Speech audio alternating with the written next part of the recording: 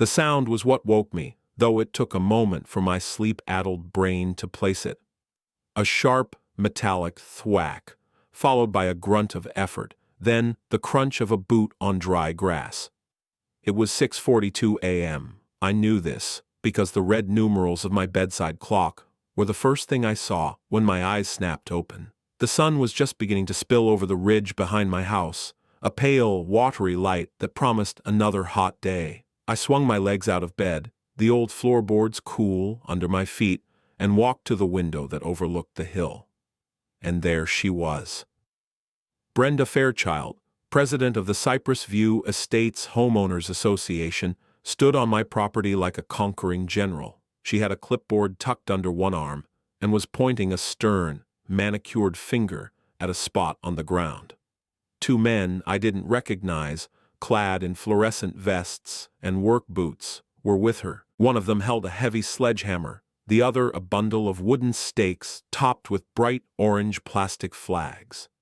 It was he who was making the noise, driving a stake deep into the soil of my hill, not the HOA's common area, not some ambiguous borderland. My property, clearly defined on county plat maps going back 75 years. I watched as the man swung the hammer again, thwack. I took a moment. I went to the kitchen, started the coffee maker, and poured a glass of water. My movements were slow, deliberate. Panic is a useless emotion. It clouds judgment and encourages rash decisions. My wife Eleanor had always said I moved at a geological pace. She meant it as a compliment, I think. A testament to my steadiness. Standing at the kitchen sink, I watched them for another minute. Brenda was gesturing expansively now, her voice a sharp, imperious bark carrying faintly on the morning air. She was describing sight lines, access roads. They were already planning the construction. With my coffee mug in hand, a heavy ceramic one Eleanor had made in a pottery class years ago, its comforting weight a small anchor in the surreal morning, I slid open the back door and stepped onto my patio. The air was cool and smelled of damp earth and blooming jasmine.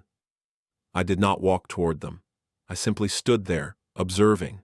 It took them a full 30 seconds to notice me. One of the surveyors saw me first, his hammer swing faltering mid-arc. He nudged his partner, who then gestured with his chin towards me. Finally, Brenda turned. A smile, thin and predatory, spread across her face. It was the smile of someone who believes they have already won.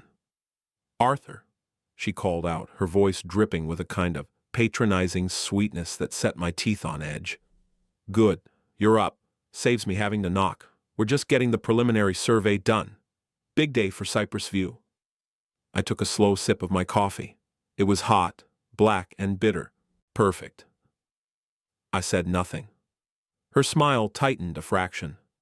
She strode towards me, her athletic shoes leaving dark prints in the dew-covered grass. She stopped at the edge of the patio, maintaining the pretense of respecting my immediate space while actively violating my broader property rights. "As you know," she began, adopting the tone of a teacher explaining something to a particularly slow child, "the board has approved the installation of a new cellular relay tower to service our community. It's going to be fantastic for property values. No more dropped calls during important business. This," she waved her hand back at the hill, at the man with the hammer, "is the optimal location.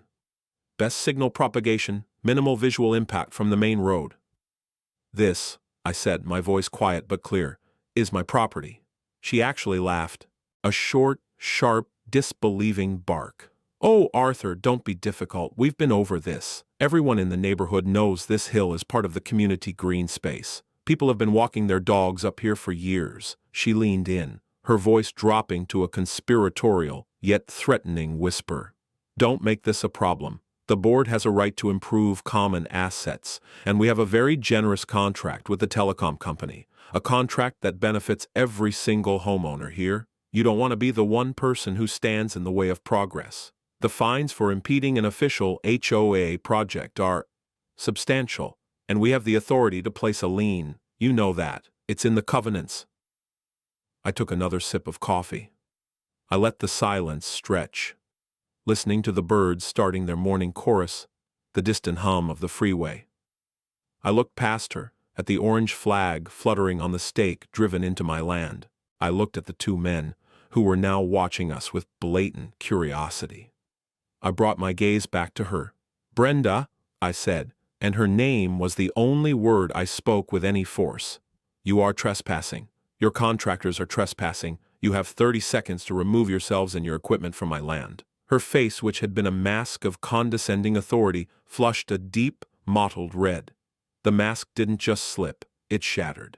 "I am the president of this homeowners association," she hissed, jabbing her own chest with a finger. "I am acting on behalf of the entire community. I will not be ordered around on what is effectively community property by a stubborn old man who wants to live in the past. I am calling the sheriff to have you cited for harassment." She pulled out her phone, her thumbs jabbing furiously at the screen. I raised my own phone, which had been resting on the patio table. The screen was black, but the small red light of the recording indicator was blinking steadily in the corner. I had started it the moment I stepped outside. I held it up so she could see it. "Please do," I said calmly. "And when they arrive, please be sure to state for the record, just as you have for me, that you are Brenda Fairchild, that you are the acting president of the Cypress View Estates HOA, and that you have knowingly and willfully directed these men to enter my property to prepare for construction. It will be very helpful for the record." I watched the calculation happen behind her eyes. The anger warred with a flicker of something else, not fear, not yet, but a sliver of uncertainty. She was a bully, and bullies operate on the assumption of their victims' weakness and disorganization. A calm, documented response was outside her playbook. She looked from my phone to my face, searching for a crack, a sign of bluff. She found none. She turned to the surveyors. "Just hold for a minute," she snapped, then turned her back to me, phone pressed to her ear, pacing back and forth on my lawn. My lawn. I lowered my phone but kept the recording active. I took another sip of coffee. The sun was warmer now. The day was beginning in earnest. And I knew with a certainty that settled deep in my bones that this was not the end of something. It was the beginning. She had no idea. She had no idea how meticulously I had documented her reign. She had no idea that for the past 3 years, every unhinged email, every threatening newsletter, every improperly levied fine had gone into a folder. A very thick folder. She thought this was a fight about a hill. She had no idea it was a war she had already lost, and this was just the final, formal battle. She had no idea who I was, but before I tell you what I did next, I should probably explain. People in Cypress View knew me as Arthur Penhaligon, the quiet widower in the house at the end of the cul-de-sac. The one who kept his lawn immaculate but never spoke at the annual HOA meetings. The man who lived alone in the largest house in the development. A custom-built home my wife Eleanor and I had designed 25 years ago, long before the other 100-odd tract houses of Cypress View sprouted like mushrooms around us. Our house sat on a 5-acre parcel. The development was built on the adjacent 100 acres, sold off by the farmer we'd bought our plot from. We were technically not even part of the HOA. That was the first and most crucial fact that Brenda Fairchild had chosen to ignore. My professional life is likely not something my neighbors ever considered. For 40 years I was a land use attorney. Not a flashy trial lawyer, not a corporate shark. My world was one of deeds, titles, easements, and zoning ordinances. I spent my career in dusty county record offices, in front of planning commissions, and in quiet consultation with surveyors and civil engineers. I drafted the very covenants for a dozen other communities that people like Brenda now wielded like holy texts. For the last 10 years of my career, I had served on the county zoning and planning board, the very body that had final say over what got built, where, and how. I didn't just know the rules, I had helped write them. My mind is a library of setbacks, variances, conditional use permits, and legal precedents. It is a specific, and some would say excruciatingly dull, form of expertise, but it is my own. When Eleanor passed away 5 years ago, the house grew quiet. The vibrant color she had brought to our lives faded to a muted gray. I retired. My world shrank to the 5 acres of land we had chosen together. I found a quiet solace in routine, in the order of things. I maintained the property not just as a chore, but as an act of remembrance. Eleanor had loved the hill. She called it our contemplation point. We would take chairs up there in the evening and watch the sunset paint the sky. The idea of a humming, buzzing cell tower sprouting from that spot was not just a violation of my property. It was a desecration of a memory. So I lived quietly. I paid my bills on time. I read. I tended the garden. And I observed. When the Cypress View HOA was formed, I was offered an option to join. I politely declined in a formal letter, citing the fact that my property predated the development and was not subject to its covenants, conditions, and restrictions, C, and R's. I kept a copy of that letter and the certified mail receipt. Of course I did. For years this was respected. The old board president, a reasonable man named George, would wave as he drove by. We had a gentleman's agreement. I didn't complain about their matching mailboxes, and they didn't complain about the color of my trim. Then George moved away, and Brenda Fairchild was elected president. She won on a platform of restoring property values and enforcing the rules. Her reign began with a newsletter, printed on garish pink paper that was less a welcome message and more a declaration of war. It listed, in excruciating detail, dozens of newly interpreted infractions. The wrong shade of beige for a front door. A basketball hoop left out overnight. A garden gnome deemed aesthetically discordant. I watched from a distance as she began to terrorize my neighbors. Fines were issued with a gleeful abandon. Special assessments were levied for beautification projects that seemed to involve giving contracts to a landscape company owned by her brother-in-law. Her power was performative. She thrived on public confrontation at the monthly meetings, on shaming residents into compliance. The meetings, held in the sterile community clubhouse, became her theater. My first direct interaction with her was over a fine. A crisp white envelope appeared in my mailbox. A notice of violation for failure to store refuse containers in an approved enclosure. I did not have an approved enclosure because I was not required to. I was not a member of the HOA. The fine was $50. I could have thrown it away. I could have written a scathing letter citing the relevant property law. I did neither. Instead, I wrote a check for $50. I enclosed it with the payment slip. On the memo line of the check, I wrote, "Payment for baseless HOA fine, account number A, Penhaligon, non-member." I then made a high-resolution scan of the check, the notice, and the envelope. I mailed it. When the cleared check appeared on my bank statement a week later, I downloaded the image of the cashed check, front and back, showing the HOA's endorsement. I printed it. I added it to a new file folder, a simple manila folder, onto which I neatly wrote, "Fairchild, B." This was the beginning of the paper trail. It was a small, quiet act of preparation for a conflict I hoped would never come. Every few months, another notice would arrive. Unapproved landscaping for the wildflowers Eleanor had planted. Improper vehicle parking for when my plumber parked his van in my driveway. Each time, I followed the same procedure. I paid the small, infuriating fine. I documented the payment.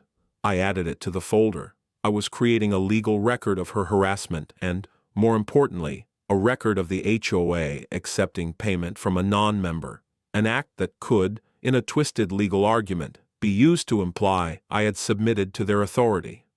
It was a risk, but a calculated one. I was baiting a trap with my own money. I kept the receipts. The folder grew thicker. I began adding her newsletters, with their increasingly unhinged pronouncements. I subscribed to the community email list under a neutral address and saved every message. I recorded the dates and times she or her compliance officer, her sullen teenage son, would drive slowly past my house, clipboard in hand. I was not just a quiet widower. I was a quiet archivist of her tyranny. The cell tower rumor started about a year ago. It was whispered about at the community mailboxes. Brenda was promising a huge financial windfall for the HOA, a lump sum payment from a telecom company that would fund her pet projects for a decade. The only catch was the location. The company's engineers had identified the highest point in the area for their tower, My Hill. Brenda began her campaign. She started by referring to the hill in newsletters as our community overlook.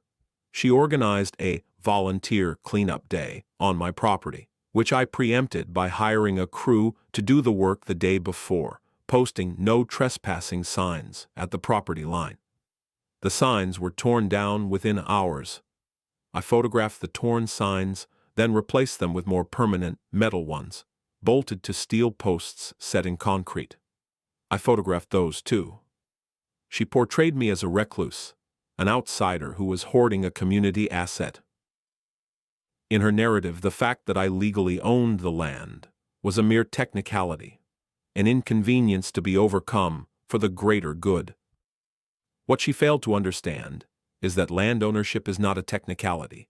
It is the bedrock of our legal system. It is a bundle of rights, recorded and guaranteed by the county and the state. It is not subject to the whims of a neighborhood committee. On paper, my ownership was absolute and undisputed. And paper, I knew, was the only thing that would matter in the end. So when I stood on my patio that morning, coffee in hand, I was not just a man defending his home. I was a professional, reluctantly coming out of retirement. The folder on my desk, now several inches thick, was not just a collection of grievances. It was an indictment. It was a case file. And Brenda Fairchild, in her arrogance, had just delivered my opening argument. After she retreated to my lawn to make her furious phone call, I went back inside. I did not engage further. Arguing with a person like Brenda is like wrestling with a pig in mud. You both get dirty, and the pig enjoys it. My fight would not be on the lawn. It would be in writing, on the record, and backed by the full weight of the law. I sat down at my desk. It's a large oak partner's desk that belonged to my father. It dominates my study, a room lined floor to ceiling with books, not just novels but legal texts, engineering manuals, and bound volumes of county ordinances. I pulled the Fairchild B folder from the bottom drawer of my filing cabinet. I opened it. The first document on top was the scan of that first $50 check. I permitted myself a small, grim smile. It was time to get to work. The first step was to formalize my position. A verbal warning was one thing. A certified letter is a piece of evidence. I drafted a concise 2-page letter. It was not emotional. It was not accusatory. It was a statement of facts. The letter began by identifying the property by its official parcel number and legal description, referencing the deed recorded in the county clerk's office in Book 1428, page 35. It stated that I, Arthur Penhaligon, was the sole owner of said property.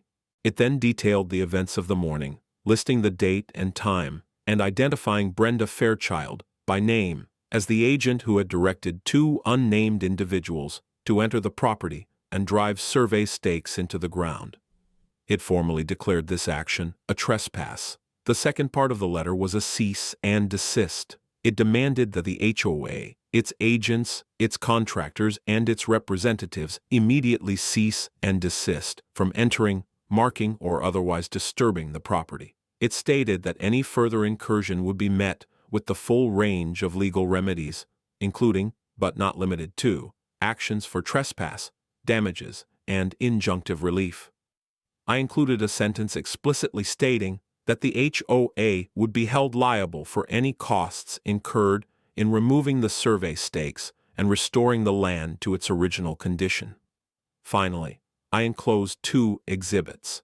Exhibit A was a clean, high-resolution copy of the relevant section of the county plat map, with my property clearly outlined in red. Exhibit B was a copy of the letter I had sent years ago, declining membership in the HOA. I added a sentence. As you have been previously notified, and as your own records should reflect, this property is not, and has never been, subject to the covenants, conditions, and restrictions of the Cypress View Estates Homeowners Association. I printed 2 copies, one for my file, one to be sent. I drove to the post office and sent the letter via certified mail, with return receipt requested. This is a crucial step. It creates an undeniable record that the recipient received the document. The little green card that comes back with their signature is a powerful legal tool. I also sent a copy via email to the official HOA address, using a service that provides a digital receipt of when the email is opened. I kept the receipts. Her response was exactly what I expected. The green return receipt card came back in the mail 3 days later, bearing a spiky, indignant signature that was unmistakably Brenda's. The email was opened, according to the tracking service, 37 times in the first 24 hours. She made no direct reply to me. Instead, a new newsletter, on an even more aggressive shade of fuchsia, appeared in everyone's mailbox 2 days after that. It was a masterpiece of passive, aggressive propaganda. It didn't name me, but it didn't have to. It spoke of certain individuals who were obstructing community progress for selfish reasons. It talked about the vocal minority holding back the will of the majority. It included a ridiculously distorted artist's rendering of the cell tower, depicted as a slender, graceful spire surrounded by soaring eagles with a rainbow in the background. It also announced an emergency community meeting to vote on a special assessment to cover the unexpected legal and survey costs associated with the telecom project. She was doubling down. This was good. I scanned the newsletter and added it to the folder. Now the real work began. Her aggression meant she was confident. That confidence had to be coming from somewhere. She wasn't just relying on bluster. She must believe she had a legal or procedural right. My job was to find out what it was and dismantle it. I retreated to my study. I told my cleaning lady not to come for the next week. I had the grocery delivery service leave the bags on the porch. I was entering what Eleanor used to call the document cave. I started by calling David Chen, a sharp young man who had been my paralegal for the last 15 years of my practice. He was now a partner at a downtown firm, but we had maintained a friendship built on a shared appreciation for meticulous legal work. "Arthur," he said, his voice warm, "don't tell me you've decided to sue your neighbor over the color of their petunias." "Something a bit more substantial, David," I said. "I'm going to send you a file. I need a second set of eyes, and I need you to pull some public records for me. Anything filed with the county planning department in the last 6 months related to Cypress View Estates, or a list of specific telecom companies." I emailed him a secure link to a cloud drive containing scans of everything in the Fairchild B folder. An hour later, he called back. "Arthur, this is incredible. She's been charging you HOA dues, and you've been paying them?" "As an investment," I said. "Now what can you find at the county?" While David went to work, I focused on my own property. I hired my own surveyor, a man named Frank, who I'd worked with for 30 years. I didn't just want him to confirm my boundaries. I wanted a full topographic survey and a report on the stakes that had been placed on my land. Frank arrived the next day. He used GPS equipment tied into the county's geodetic network, accurate to within a centimeter. He located the original survey monuments, iron pins set in the ground when the land was first subdivided in the 1940s. He confirmed, as I knew he would, that my boundaries were exactly where the plat map said they were. The stakes driven by Brenda's crew were a good 40 feet inside my property line. He documented their location, photographed them, and prepared a formal report, which he signed and sealed with his professional license stamp. More paper for the file. 2 days later, David called. He sounded different.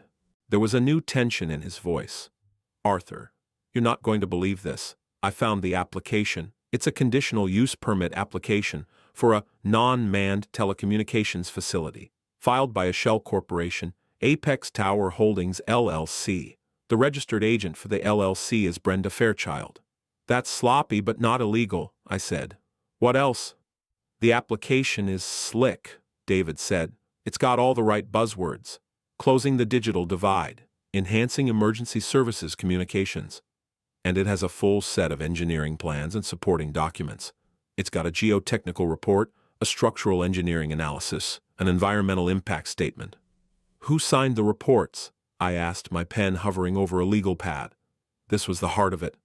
The geotechnical report was signed by a G.L. Simmons, P.E., from a firm called Bedrock Engineering Consultants. David read. The structural plans by someone at Apex Design Group. The environmental by Evergreen Solutions. A cold feeling started to spread through my chest. Something was wrong. Bedrock Engineering, I repeated. I remember them. They were a solid, local firm. Old man Hemlock ran it. But he retired. Must be 10, 12 years ago. I think they went out of business. Hold on, David said. I could hear him typing furiously. Okay, I'm on the Secretary of State's website. Bedrock Engineering Consultants, Inc. Certificate of Dissolution filed. Arthur, it was filed 11 years ago. The company legally ceased to exist. This was it. This was the bombshell. David, I said, my voice low and steady, I need you to get a certified copy of that certificate of dissolution. I also need you to check the state's professional engineering license database. Find G.L. Simmons. There was a pause, then a sharp intake of breath on the other end of the line. Oh no, David whispered. Arthur, you are a very, very mean man. I'm a man who believes in rules, David, I said. And in consequences. He called back 20 minutes later. The license for Jeffrey L. Simmons, P.E., is listed as deceased. He passed away 7 years ago. I closed my eyes. The entire foundation of her application, the document that attested to the safety and stability of building a massive steel tower on my hill, was a fraud. It was signed by a dead man from a defunct company. This went far beyond a simple HOA dispute. This was forgery. This was fraud on a county government level. She wasn't just a bully, she was a criminal. She had no idea. She thought she was fighting a stubborn old man over a piece of grass. She had no idea that she had just committed a felony and filed the evidence with the county herself. I went back to my desk and continued my work.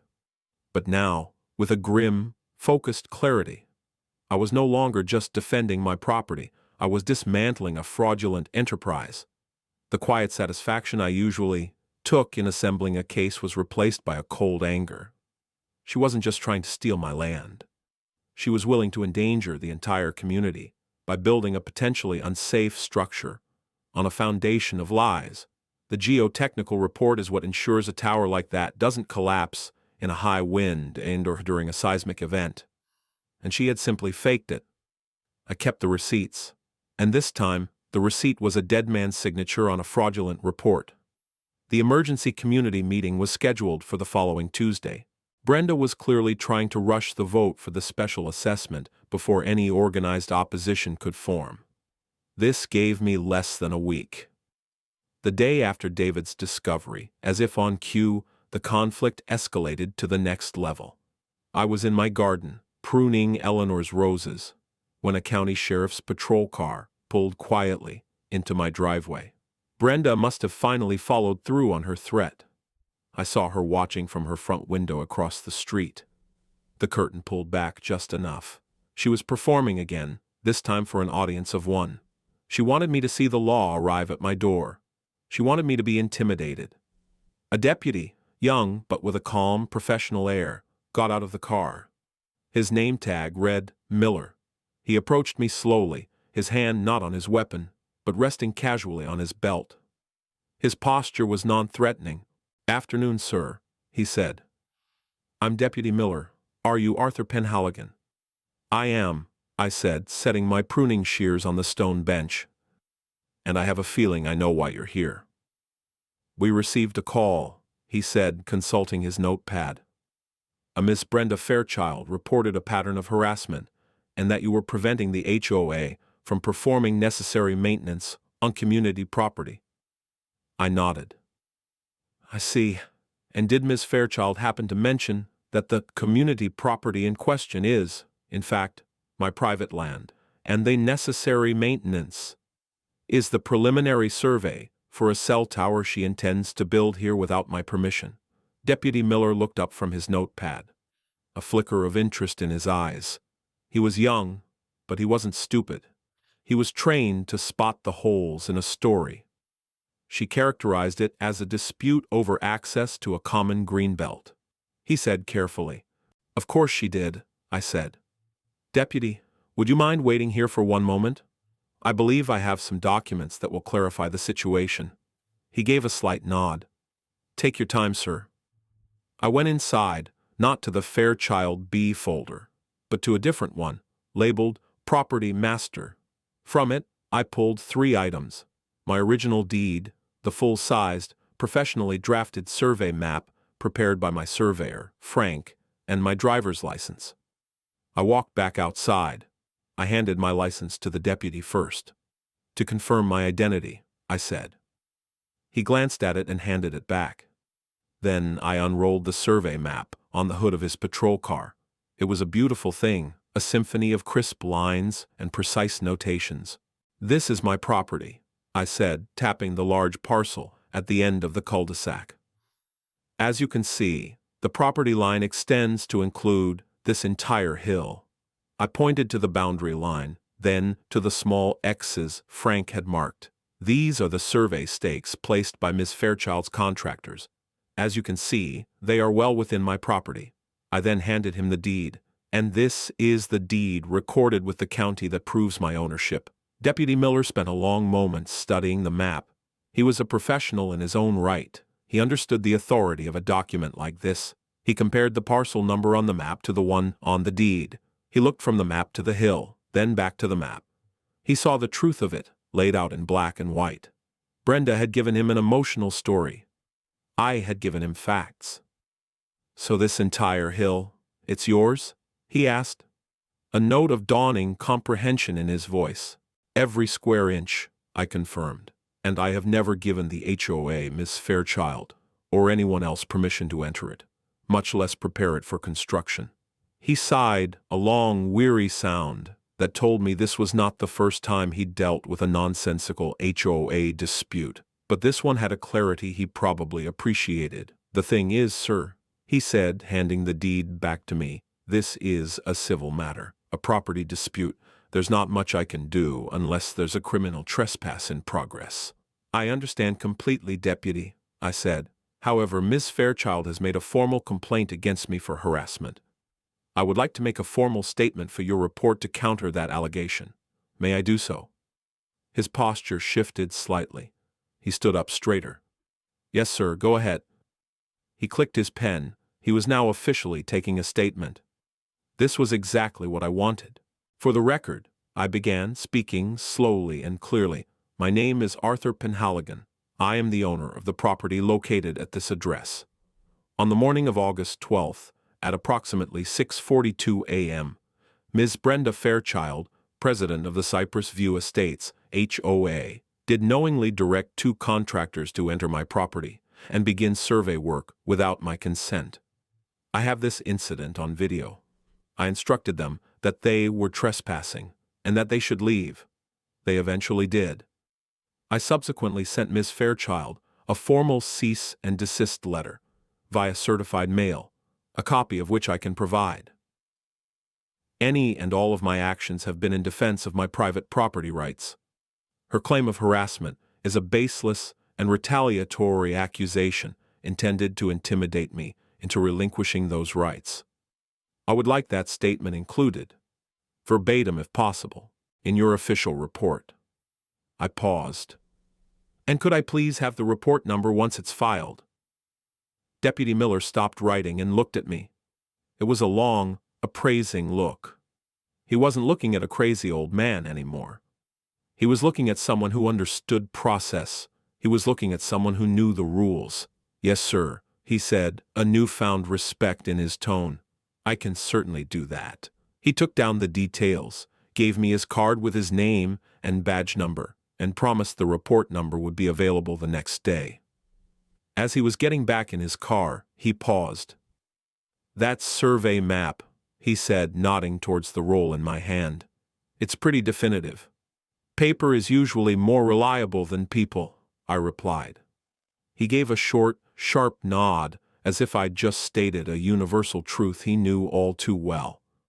"You have a good day, Mr. Penhaligon." He backed out of the driveway and drove away. I saw the curtain on Brenda's window drop.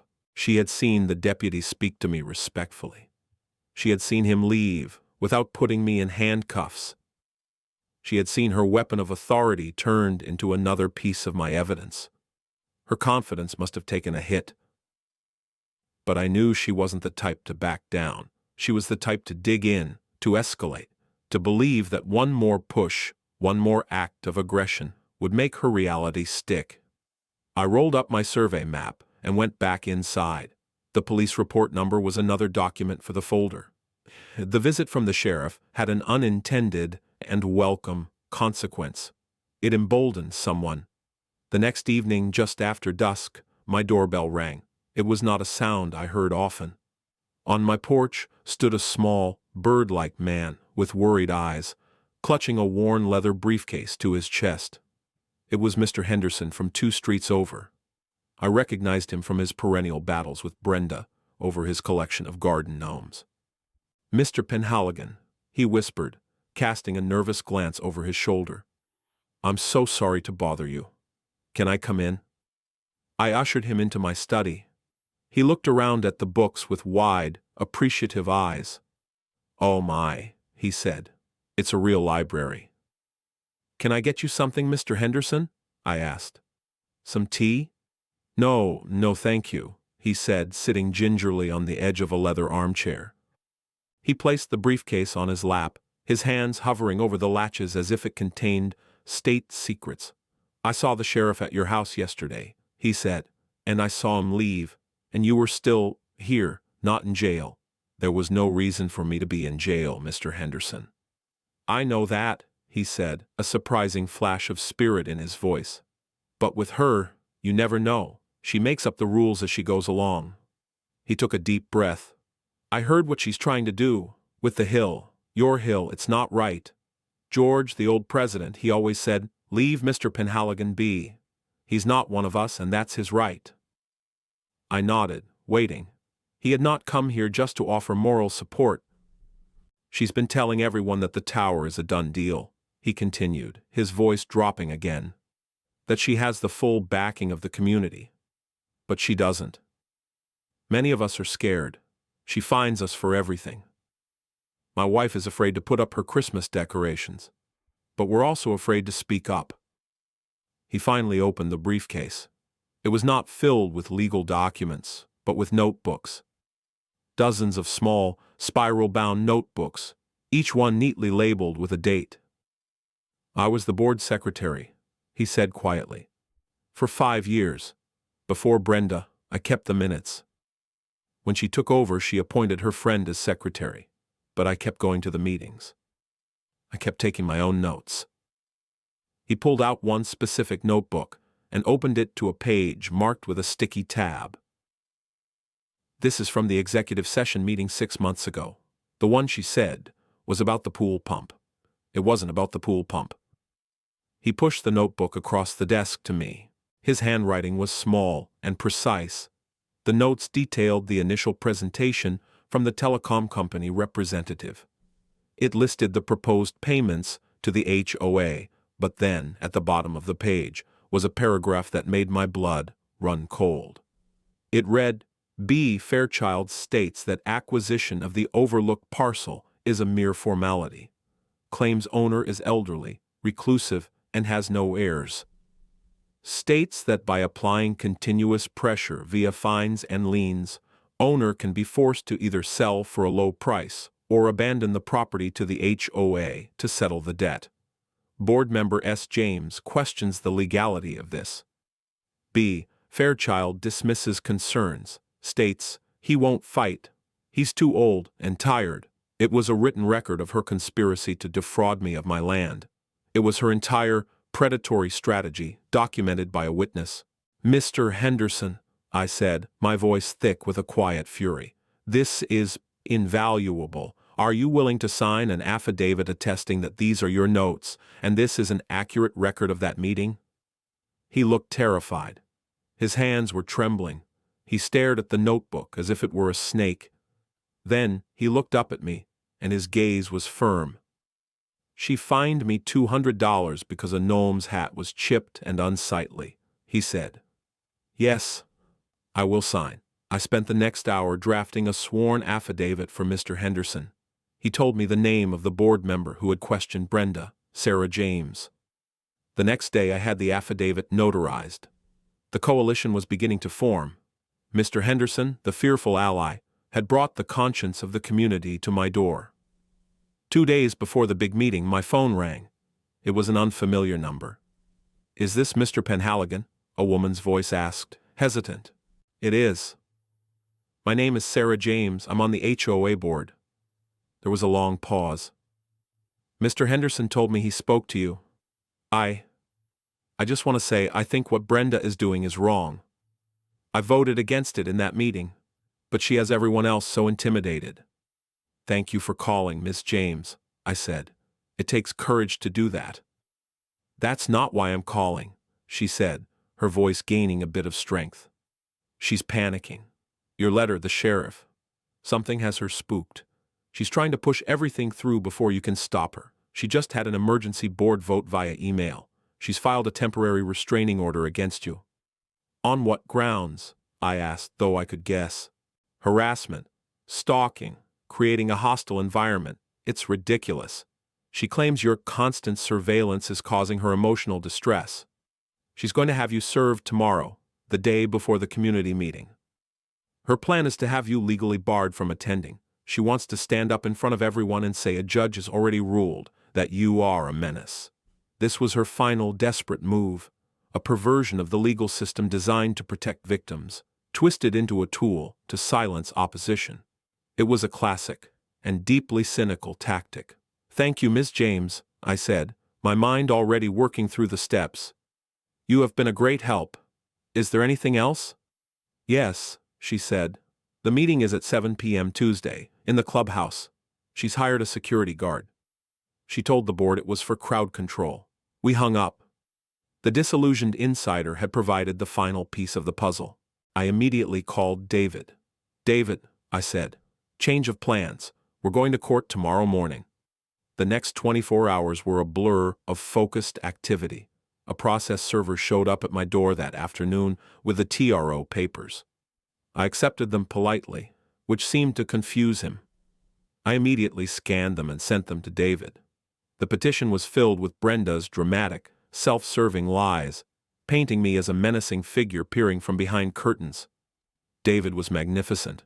He filed an emergency motion to dissolve the TRO, scheduling it for the first available slot the next morning, the morning of the community meeting. Our motion argued that the TRO was a bad faith filing intended to prevent my attendance at a public meeting where my property rights were the central topic. A classic example of a strategic lawsuit against public participation, or SLAPP suit. We included my entire file as exhibits: the deed, the survey, the cease and desist letter, the police report number, and Mr. Henderson's sworn affidavit. We didn't even have to use the bombshell of the fraudulent report yet. I was saving that. The next morning I put on a suit and tie for the first time in years. I met David at the courthouse. We walked into the courtroom, and I saw Brenda sitting with a smug-looking lawyer on the other side. She was dressed in a severe, navy blue suit, a costume of corporate power. When she saw me, her face tightened. She probably expected me to be a wreck. I gave her a small, polite nod. The judge was a no-nonsense woman I had appeared before many times in my career. She read our motion. She read Brenda's petition. She looked over the bench at Brenda's lawyer. "Counselor," the judge said, her voice dangerously quiet, "your client has filed for a restraining order against this gentleman, claiming he is harassing her. Yet his counsel has provided evidence that your client is, in fact, attempting to seize his land, has been trespassing on his property, and has filed this motion on the eve of a community meeting where he might defend himself. This smells to high heaven. Explain yourself. Brenda's lawyer stammered about emotional distress and feeling unsafe. The judge was not impressed. She turned to me. Mr. Penhaligon, do you intend to harm or harass Ms. Fairchild? No, Your Honor, I said, standing. I simply intend to protect my property and attend a community meeting this evening to speak on the matter. TRO is dissolved. The judge snapped, banging her gavel. And, Counselor, she added, glaring at Brenda's lawyer, you are straddling the line of a frivolous filing. I'd advise you to tread very carefully from here on out. We are adjourned. It took less than 10 minutes. I watched Brenda's face crumble. The smugness was gone, replaced by pure shock. She had expected a rubber stamp. She had received a public rebuke. She had tried to use the law as a weapon and had it turned back on her. I walked out of the courtroom without a backward glance.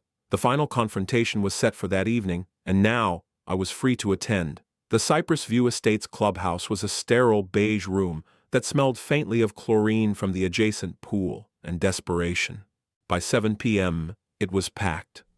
The air was thick with tension and cheap coffee. Brenda had arranged the chairs theater style, all facing a dais where she and the other 2 loyal board members sat like a tribunal. A beefy security guard stood by the door, arms crossed, trying to look imposing. I had asked David to attend with me, not as my lawyer in an official capacity, but as a guest and a witness. We walked in at 5 minutes to 7. A hush fell over the room. All eyes turned to us. Brenda, who was in the middle of an animated conversation with her secretary, froze. Her face was a mask of disbelief and fury. She had told everyone a judge had barred me from coming. My very presence in the room was a public refutation of her power. I saw Mr. Henderson in the 3rd row. He gave me a small, terrified nod. I saw Sarah James in the back giving me a look of profound relief. We didn't